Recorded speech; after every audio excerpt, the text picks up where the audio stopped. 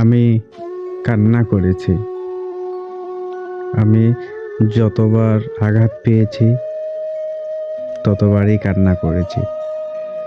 আমি যতবার কষ্ট পেয়েছি ততবারই কান্না করেছি।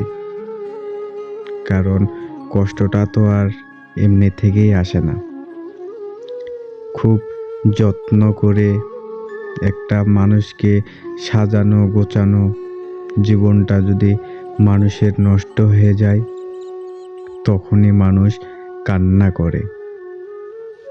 কান্নার মাঝে হাজারো লুকিয়ে থাকে যন্ত্রণা, যা কাউকে কখনো বোঝানো যায় না। এই কান্নাটা তো আর এমনি থেকেই আসে না।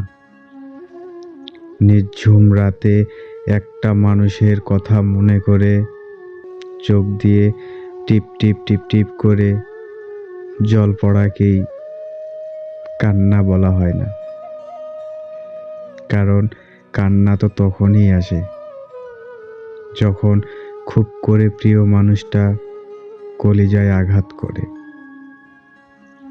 যখন আঘাত করা কথাগুলো যখন বারবার বারবার মনে পড়ে, তখনই চোখ দিয়ে কান্না বের হয়ে আসে।